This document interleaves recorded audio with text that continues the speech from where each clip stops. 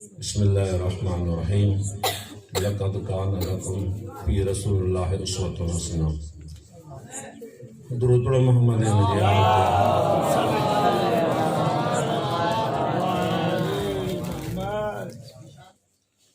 आशिकाने रसूल माहे मुबारक रब्बिल अव्वल बिनी जान में सरदार हज़रत मोहम्मद मुस्तफ़ा सल्लल्लाहु अलैहि वसल्लम जिन जी विलादत बासादत आ सभिनी आशिक़नि जी ख़िदमत में मुबारकबाद पेश कयूं था।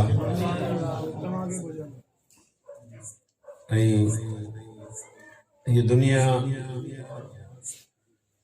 जो वजूद ही रसूल खुदा जे खिलकत जे सदक़े आहे या आल बेत जो सदको आहे इन हवाले सां इन करे असां जेके उम्मती आहियूं अल्लाह जो आख़िरी नबी आहे जंहिंखे ख़ातमुन नबीन चऊं था, पर कुछ अहिड़ो गुरू आहे जेको इन ख़ातमुन नबीन जो इनकारी आहे इन हवाले सां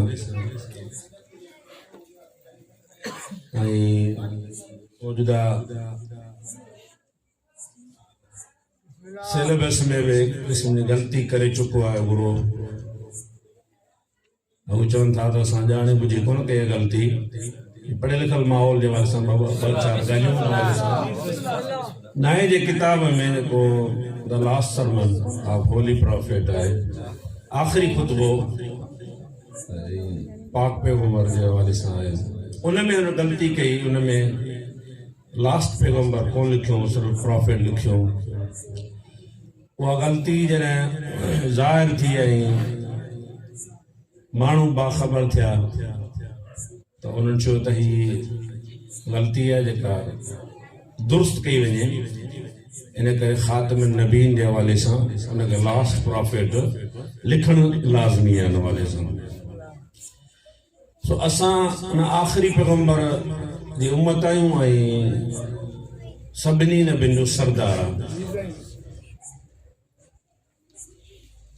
मां मुख़्तसर अर्ज़ कंदुसि, साईं वेठो आहे हिज़्बुल्लाह साहब वेठो आहे। मूंखे एतिरो लेट थी वियो, असल में मां अॻु में पढ़णोसि, मां त ईंदो रहंदो आहियां, पर साईं यार महिमान साईं आयो अमीर दर्शा कुछ मजबूरी ही इन हवाले सां मां साईं खे ॿुधाई त मां 15-20 मिनट लेट थी वियो। करे 8:30 जो टाइम ॾिनल हो, 15 मिनट लेट पहुतासीं। बसि मां बि 15 मिनट पढ़ंदुसि। साईं जिन वेठा आहिनि मौली साहिब हिन हवाले सां, असां वरी ईंदा रहंदा आहियूं, मौली साहिब जी जाइ वठंदा आहियूं कॾहिं हिन हवाले सां। त असांजे मक़सद जे लाइ गॾु थिया आहियूं। विलादत जे हवाले सां ख़ुशी जो मौक़ो आहे ऐं अॼु 2 विलादतूं आहिनि ऐं मख़सूस बि अॼु राति जे हवाले सां 17 रब्बिल अव्वल असांजे बिरादरान वटि आहे, 12 रब्बिल अव्वल अहले सुन्नत बिरादरान वटि, ऐं असां वटि आहे 17 रब्बिल अव्वल। फ़र्क़ु 5 ॾींहंनि जो आहे। इन 5 ॾींहंनि खे फ़र्क़ खे ख़तमु करण जे लाइ वरी इनक़लाब इस्लामी ईरान जे रहबर हज़रत आयतुल्लाह ख़ुमैनी रहमतुल्लाह अलैह इन फ़र्क़ खे ख़तमु करे छॾियो ऐं चई उनखे नालो ॾिने 12 खां 17 ताईं हफ़्ते वहदत। पूरो हफ़्तो इतिहाद जो हफ़्तो हुजे, वहदत जो हुजे, पाण में इतिहाद हुजे। इन करे 12 या 17 असां हफ़्ते वहदत जे तौर ते मल्हायूं था। विलादत बिरादरान वटि आहे, असां वटि इहा आहे इन हवाले सां। ऐं असां वटि ॿी बि मख़सूसी आहे त रसूल ख़ुदा जे 6 जानशीन हज़रत इमाम जाफ़र सादिक़ अलैहिस्सलाम जी बि विलादत आहे। इन करे असां सादिक़नि जे हवाले सां सचनि जा जेके जश्न मल्हाईंदा आहियूं उन हवाले सां गॾियल विलादत आहे। त काइनात जो रसूल जंहिंजी विलादत जा मौजा अॻु में बयानु कंदा रहिया आहियूं, सिर्फ़ु हिननि खे मुअत्तर करण जे लाइ, छाकाणि त ही अल्लाह जे नूर जी पैदावार आहिनि। अल्लाह साईं जो नूर मजा हजरत रसूल खुदा जो नूर, हजरत रसूल खुदा जो नूर मजा हजरत अली जो नूर, हजरत रसूल खुदा हजरत अली जो नूर मजा बीबी फातिमा ज़हरा सलामुल्लाह अलैहा, वरी ने टिनी बुजुर्ग हस्तन जे नूर मजा इमाम हसन इमाम हुसैन नूर खल्क़ थिया। ऐं खुद रसूल जो हदीसूं मौजूदन, अव्वलु मा ख़लक़ अल्लाहु नूरी, सब खां पहिरीं अल्लाह साईं असांजे नूर खे ख़ल्क़ कयो। 17 रब्बुल अव्वल साईं जिन जी आमद आहे नूर जी, सब खां पहिरीं अल्लाह साईं असांजे नूर खे ख़ल्क़ कयो। अल्लाह साईं मुंहिंजे नूर खे ख़ल्क़ कयो। उन नूर मझां वरी ॿिया 4 पंजनि जा इहे टोटल नूर जेके आहिनि उहे अल्लाह साईं ख़ल्क़ कया। त अहिड़े नमूने सां जॾहिं रसूल ख़ुदा न सरज़मीन मके जे सरज़मीन ते जॾहिं इन तारीख़ ते आया, नूर त अॻ में ख़ल्क़ थियल हो, अञा हज़रत आदम मिट्टी ऐं पाणी जे दरमियान में हो। ऐं उन वक़्तु बि नबी हुयुसि, इहे जुमला सां ॿुधान रसूल ख़ुदा जो, मां उन वक़्तु बि नबी हुयुसि। हज़रत आदम अञा मिट्टी ऐं पाणी जे दरमियान में हो, मिट्टी पाणी में अञा गॾियो बि कोन हो, मां उन वक़्तु बि नबी हुयुसि। अल्लाह से सब खां पहिरीं मुंहिंजो नूर ख़ल्क़ कयो।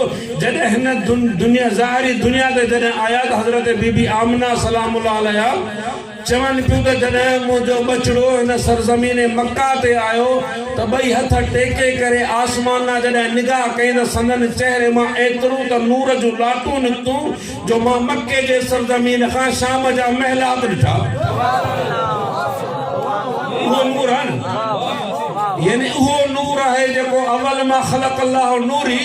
जॾहिं हिन ज़माने में आया त बीबी पाण ॿुधाए थी किथे मक्को किथे शाम, जो पंहिंजे बछड़ो अञा हिन ज़माने में आया न, जो उन मां नूर जूं लाटूं निकितियूं जो बीबीअ शाम जा महलात ॾिठा। ऐं अल्लाह जे तरफ़ां हिकिड़ो आवाज़ आयो, बीबीअ खे ॿुधायो वियो।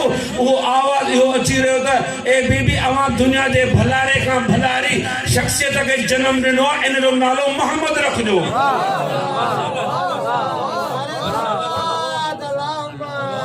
बुलंदर सलवार पढ़ो, गंजी सब सवाल।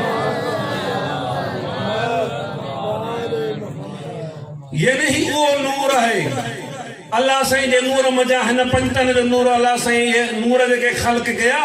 ऐं उन वक़्त बि नूर जन संदन चेहरे मां ज़ाहिर थियो जो बीबीअ शाम जा महलात ॾिठा। अञा ॿिया मौजज़ात जॾहिं रसूल ख़ुदा हिन दुनिया में आया त जिते जिते बि बुत हा काबतुल्लाह में हा, दुनिया में जिते बि बुत बीठल हा उहे मुंहं भर ज़मीन ते निकिरिया। इहो मौजज़ो आहे रसूल ख़ुदा जे नाले सां। फारिस जे मंदर जो बाह जो मच जेको आहे 1000 सालनि ताईं ॿरंदो रहियो, उहो विसाणू कोन। पर जॾहिं काइनात जे रसूल जी विलादत थी, उहो बाह जो मंदर जेको मच जेको उहो विसामी वियो। ही उन जा मौजज़ान त ही नूरानी हस्तियूं मां मुख़्तसर अर्ज़ कंदुसि। लक़द कान लकुम फी रसूलिल्लाहि उस्वतुन हसना। अल्लाह ताला ॿुधाए छॾियो त रसूलुल्लाह जिन जी ज़िंदगीअ में, रसूल जिन जे सीरत ऐं किरदार में अवां जे लाइ नमूने अमल आहे। कीअं ज़िंदगी गुज़ारी अथनि, कहिड़े तरीक़े सां ज़िंदगी गुज़ारी अथनि, उन ज़िंदगीअ तहत असांखे बि फॉलो करणु घुरिजे। रसूल साईं जेकॾहिं अगरि कंहिंसां अख़लाक जे तरीक़े सां, सुठे अख़लाक जे तरीक़े सां मिलिया त हाणे मुंहिंजी ज़िमेदारी आहे, कलमे पढ़ण वारे जी ज़िमेदारी आहे त मां बि ॿिए सां सुठे अख़लाक सां पेश अचां, चाहे मुंहिंजो दुश्मन हुजे। जब इसी तरह हज़रत हमज़ा जो कातिल बि आयो रसूलुल्लाह जिन वटि, माफ़ी तलब कई, माफ़ी बि मिली ही, पर रसूलुल्लाह जे दिल में रंजिश हुई त मुंहिंजे साम्हूं न अचिजा।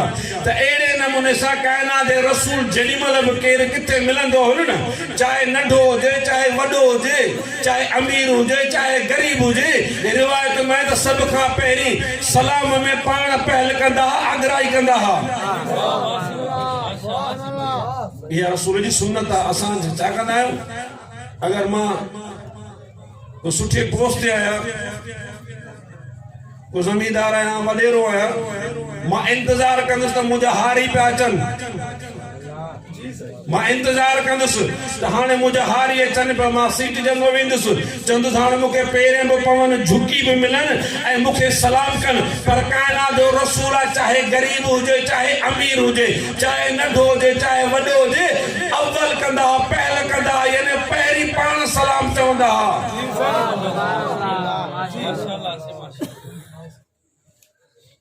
रसूल ख़ुदा विया पे हिकिड़ो शख़्स हो उनजे हथनि खे ॾिठो मज़दूर हो हारी हो जॾहिं न उनजा हथ ॾिठो उन खां पुछो हथनि में जेके कुझु चाला हुआ मां मज़दूर आहियां मज़दूर जे हथनि में लिफूं हूंदियूं आहिनि जेके मज़दूरी कंदो आहे काइनात जे रसूल उन हथनि खे ॾिसी करे वठी करे ऐं उनखे बोसो ॾिनो चई त अल्लाह ऐं उन जो रसूल इन हथनि खे दोस्त रखनि था अल कासिब हबीबुल्लाह पोरे त ख़ुदा जो दोस्त आहे ऐं जॾहिं रसूल ख़ुदा कंहिंसां मिलंदा हुआ त हथ मिलाईंदा हुआ त हथनि मिलण जो तरीक़ो बि ॿुधायो वियो आहे रिवायतुनि में आहे त जॾहिं रसूल ख़ुदा कंहिंसां हथ मिलाईंदा त ॿई हथ मिलाईंदा ऐं एसी ताईं पंहिंजो हथ पोइते कोन कंदा जेसिताईं अॻिलो शख़्स पंहिंजो हथ पोइते न करे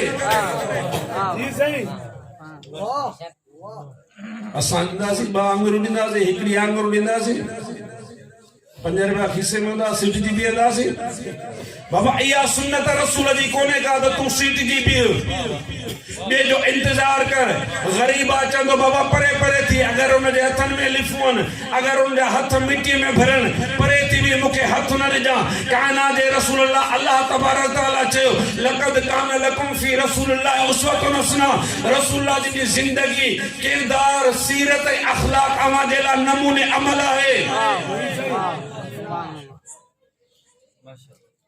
वो कलमे जी हद ते महदूद न रहूं कलमो पढ़ी छॾियोसीं रसूल साईं जे नाले खे अखियुनि ते रखियोसीं ज़बान ते चुमियोसीं वरी अखियुनि ते रखियोसीं एसी ते महदूद न हुअणु घुरिजे जीअं रसूल ख़ुदा ज़िंदगी गुज़ारी आहे सादी ज़िंदगी गुज़ारी आहे उहा असां सादगी अपनायूं ॿियनि सां मिलण जुलण जे लिहाज़ सां इहो ॿुढड़ी वारा किस्सा त तव्हांजा ॿुधल आहिनि न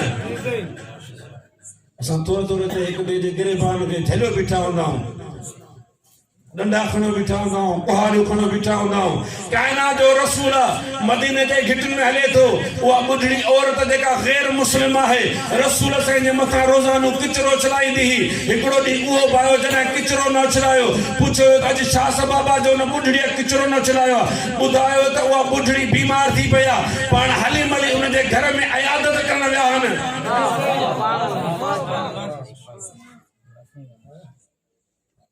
अगर को असांजो पाड़े में भले दुश्मन छो न हुजे बीमार हुजे उनजी अयादत कयो रसूल साईं जी सुन्नत आहे भले नाराज़ हुजे तव्हां नाराज़ हुजो या हू नाराज़ हुजे हलियो वञो रसूल साईं जी सुन्नत अपनायो पाण खे झुकायो अगले खे आमादा कयो अगर कोताही हुन में आहे तो हू खुद महसूस कंदो एहसास कंदो त मां ग़लती कई ही मां हिन जे लाइ छा चयो हो मां हिन जे लाइ अहिड़ा जुमिला चया पर अॼु उहो शख़्स मुंहिंजे अयादत जे लाइ आयो आहे मुंहिंजे मदद जे लाइ आयो आहे इमाम सज्जाद अलैहिस्सलाम जो हिकिड़ो वाक़ियो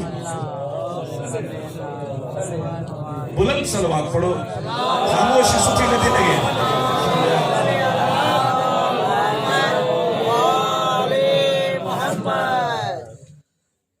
पाण पंहिंजे असहाब सां गॾु वेठा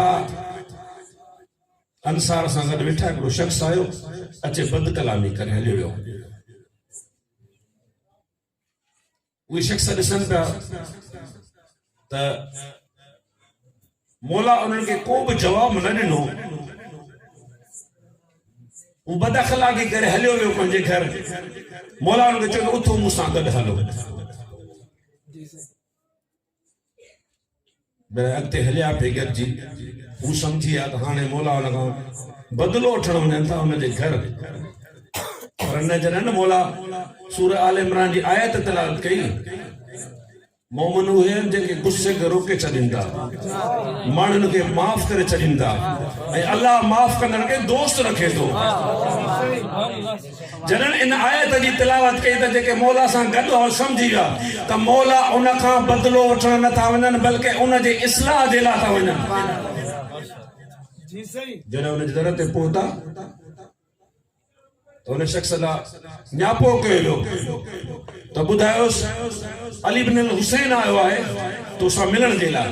जॾहिं उन शख़्स ॿुधो त ताज़ो हाणे मां बदअख़लाक़ी करे वापसि आयो आहियां, त उहो जंग जो सामान खणी पाण सां तलवार खणी करे ऐं निकिरे थो त थी सघे त इमाम पंहिंजा असाब वठी आया मूंसां जंग करे मूंसां विड़े। जॾहिं उहो शख़्स आयो मौला हुनखे चवनि था, ए शख़्स थोड़ी देर तूं पहिरीं मूं वटि आए तो ही जेके जुमला चया बदअख़लाक़ी कई, अगर का मुंह में कोताही है तो मैं अल्लाह जे बारगाह में दुआ तो करा अल्लाह मुझे माफ करे। अगर मुंह में कोताही ना है, अगर तो में कोताही है तो मैं तुझे ला अल्लाह जे बारगाह में दुआ जे ला हथ बुलंद तो करे तो तोके खुदा माफ करे। जन इहो इमाम जो अमल उन ॾिठो, इहो रवैयो ॾिठो त उन वक्त वो शख्स पशेमान थियो ऐं कदमनि ते किरी करे इमाम जी दस्त बोसी करे ऐं इमाम जो हिमायत करण वारो बणिजी वियो। इन करे किरदार अहिड़ो अपनायो, सब्र बि हुजे, बर्दाश्त मादो बि हुजे, सीरत अहल बैत बि हुजे, अखलाक बि भलो हुजे। कायनात जे रसूल चयो न, इन्नमा बुइस्तु लिउतमिम मकारिमल अखलाक, मूंखे इन लाइ मोकिलियो आहे त मां तव्हांखे अखलाक जे आला दर्जे जी तालीम ॾियां। यानी कायनात जो रसूल असांखे अखलाक सेखारणा आहिनि। साईं साहब ज़िक्र करियो न कुरान मजीद जी आयतूं सूरह जुमा जो पढ़ी हो साईं, पर हेॾा रसूल ख़ुदा अखलाक जे आला दर्जे जी तालीम ॾियणा आहिनि, असांखे अखलाक सेखारिया आहिनि। ऐं वाक़ई अखलाक पंहिंजे ज़माने में सेखारे विया। अॼु उहे रिवायतूं असां मौजूदु आहिनि, रसूल साईं जिन जी सीरत ऐं किरदार बि मौजूदु आहे। ऐं अल्लाह साईं जिन क़ुरान मजीद में ॿुधाए छॾियो त रसूल साईं जिन जी सीरत अवां जे लाइ नमूने अमल आहे, किरदार अवां जे लाइ नमूने अमल आहे, अखलाक अवां जे लाइ नमूने अमल आहे, उहो अपनाए करे असां पंहिंजी ज़िंदगी सिंगारे सघूं था, संवारे सघूं था।